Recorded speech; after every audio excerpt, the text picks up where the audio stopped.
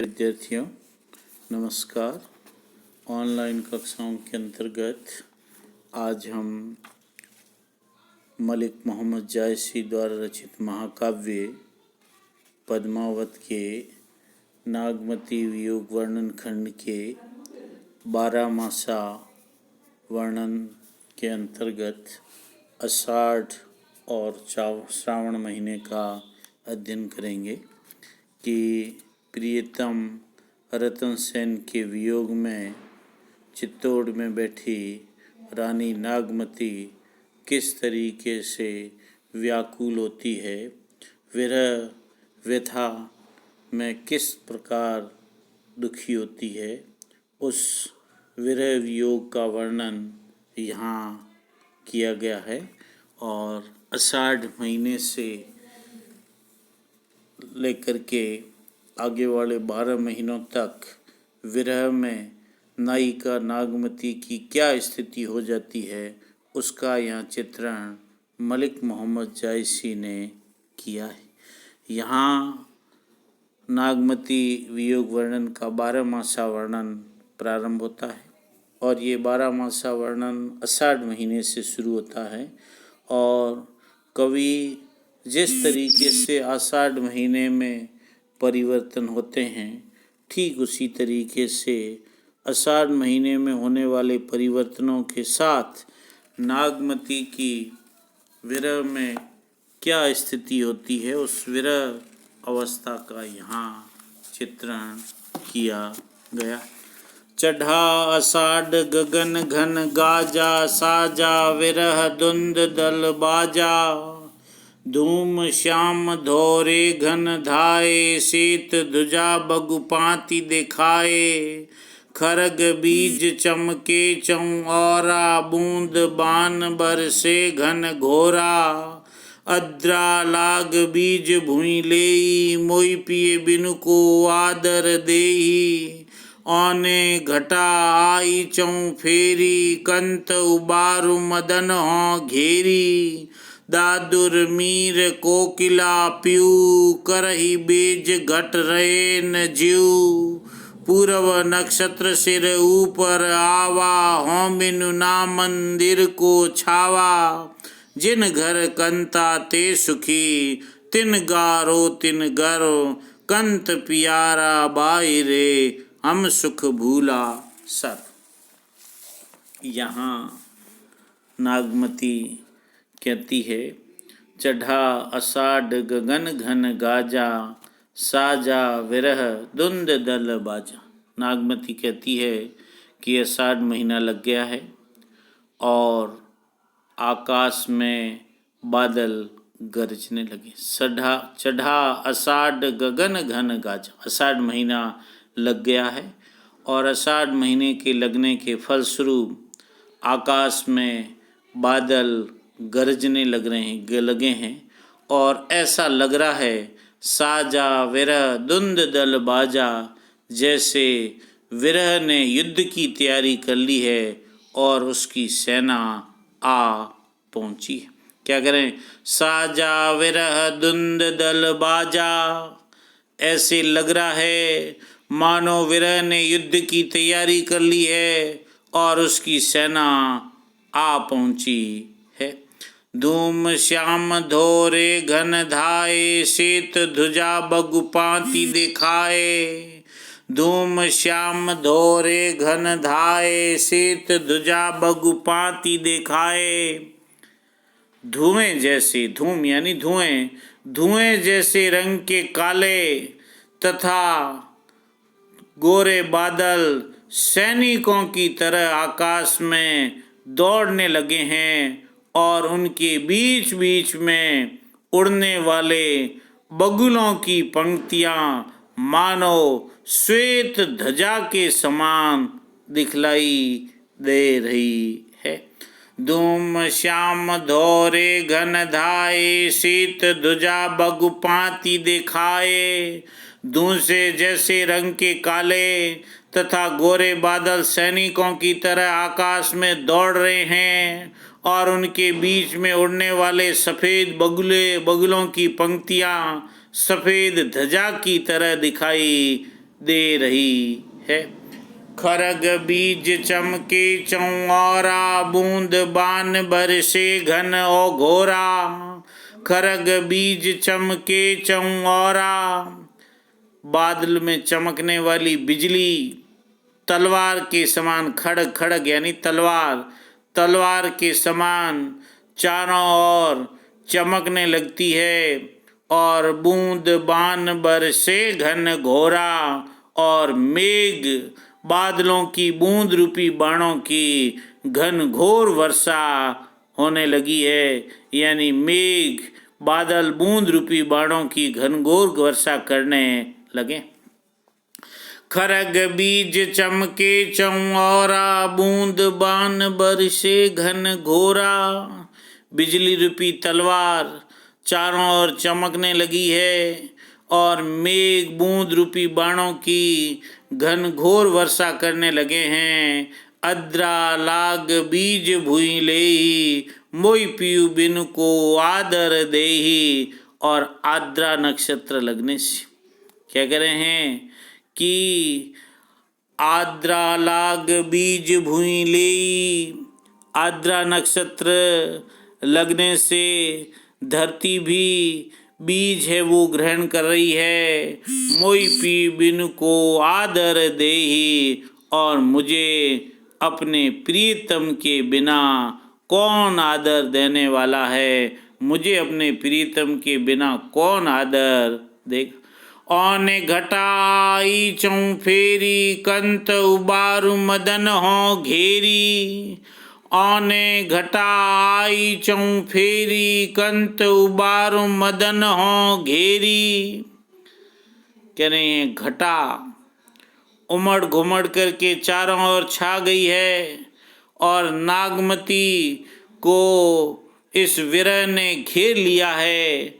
और विरह व्याकुल होकर के नागमती पुकार उठती है, कंत उबारु मदन हो घेरी। हे प्रियतम, आओ मेरी रक्षा करो, मुझे काम सेना ने चारों ओर से घेर लिया। औने घटाई चौं फेरी, कंत उबारु मदन हो घेरी। उमड़ घुमड़ करके घटाएं चारों तरफ छा गई है और मुझे है वो घेर लिया है। हे प्रियतम, कंत उबारु मदन हो घेरी। हे प्रियतम, मेरी रक्षा करो, मुझे काम सेना ने चारों तरफ से घेर लिया है। दादुर मीर कोकिला पीऊ, करही बेज घट रहे न जीव। दादुर यानी मेढक, मेढक, मोर, कोयल और पपिया शोर मचा रहे हैं। ये सारे ही काम के सैनिक हैं। करही बेज घट रहे न जीव। इन सभी के शब्दों को सुनकर मेरे हृदय पर बिजली गिर रही है और प्राण व्याकुल होकर के शरीर छोड़ करके भाग जाना चाहते हैं। कहने का आशय यह है, इन सभी के शब्द मुझे प्राण घातक लग रहे। पूर्व नक्षत्र सिर ऊपर आवा, हों बिनु ना मंदिर को छावा। हे प्रियतम, अब पुष्य नक्षत्र सिर के ऊपर आ गया है। हाँ बिनु नहा, मैं बिना स्वामी के हूँ, कौन मेरा मंदिर छवाएगा।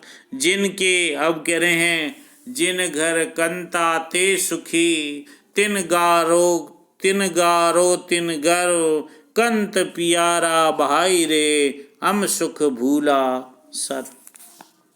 यहाँ कह रहे हैं कि जिन घर कंता ते सुखी, जिनके घर में अपने प्रीतम है, कंत, कंत यानी प्रीतम, जिनके घर में अपने प्रीतम हैं, अर्थात जिनके पति घर में हैं, वे सभी सुखी हैं। तिन गारो तिन घर, उन्हीं को गौरव और उन्हीं को गर्व है। कंत पियारा बाई रहे, मेरा कंत बाहर है। हम सुख भूला सर, इससे मैं सब सुखों को भूल गई।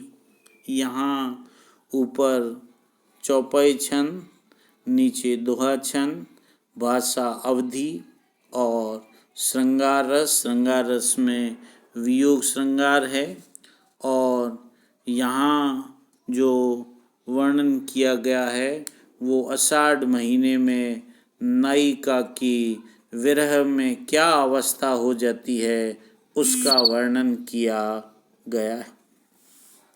सावन बरस मेह अति पानी, भरसी भरी हों विरह जुरानी।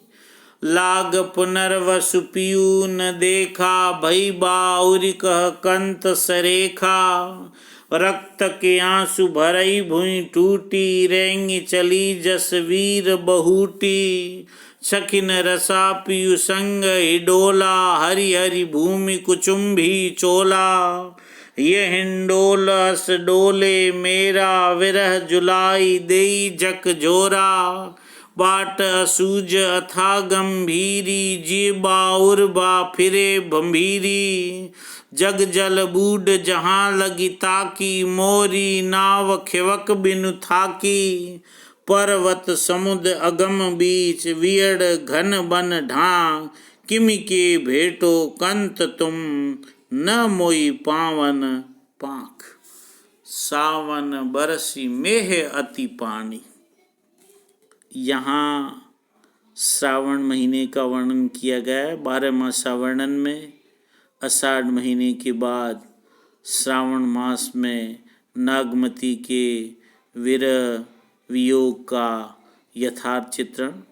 कवि यहाँ कह रहा है कि सावन बरसी मेह अति पानी। सावन में मेघों से खूब पानी बरसता है। मरनी भरई हों विरह जुरानी, भरन पड़ रही है और फिर भी नागमती विरह से व्याकुल होकर सूख रही। भरनी भरई हों विरह जुरानी, भरन पड़ रही है फिर भी नागमती विरह से व्याकुल होकर सूख रही। भरन का अर्थ है धान की खेती के योग्य पानी से। भरन का मतलब धान के योग्य खेती से है और धान की खेती के लिए पानी भरा हुआ होना चाहिए। और भरन परी हों विरह जुरानी, भरन पड़ रही है फिर भी नागमती विरह से व्याकुल होकर के सूख रही है। लाग पुनर्वसु पियू न देखा, भई बाउरी कंत सरेखा। नागमती कह रही है कि पुनर्वसु नक्षत्र लग गया है और मैंने अभी तक अपने प्रीतम को नहीं देखा है। लाग पुनर्वसु पियू न देखा। नागमती कह रही है कि पुनर्वसु नक्षत्र लग गया है और लेकिन मैंने अभी तक मेरे प्रीतम को नहीं देखा है। मैं भई बाउरी कहाँ कंत सरेखा। मैं बावड़ी हो गई हूँ, पगला सी हो गई हूँ। मेरा समझदार प्रीतम कहाँ है। भई बाउरी कहाँ कंत सरेखा, मेरा समझदार प्रियतम कहाँ है। मैं बावड़ी हो गई हूँ। कहने का आशय यह है कि चतुर प्रियतम कहाँ रहे, ये सोच सोच करके मैं बावड़ी हो गई। रक्त के आंसू भरे भुई टूटी, रेंगी चली जन वीर बहुटी। सखिन रचा पियु संग ही डोला, हरि हरि भूमि कुसुम्भी तन चोला। रक्त के आंसू परे भुई टूटी। रक्त के आंसू पृथ्वी पर गिर रहे हैं और वे ही मानो वीर बहुटियों के रूप में जमीन पर रेंग रहे। वर्षा काल में लाल लाल रंग के जीव वीर बहुटी है वो धरती पर रेंगते हैं वर्षा के ठीक बाद। तो वही कह रहे हैं, रक्त के आंसू परे भुई टूटी, रेंगी चली जन वीर बहुटी।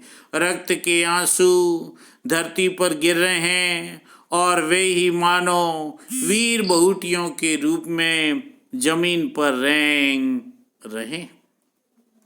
सखिन रसा पीयू संग हिंडोला, हरिहर भूई कुसुम्बितन चोला।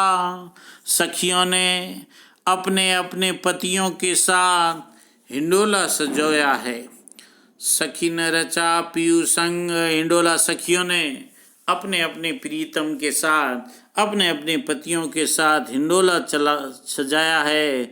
हरी हरी भूमि कुसुम्भितन चोला, पृथ्वी चारों ओर से हरी हो गई है और कुचुम्भी रंग के वस्त्र भी पहने हुए हैं। परंतु हिंडोल जस डोले मेरा, मेरा हृदय हिंडोले की तरह ऊपर नीचे हो रहा। हिंडोल जस डोले मोरा, परंतु मेरा हृदय हिंडोले की तरह ऊपर नीचे हो रहा है।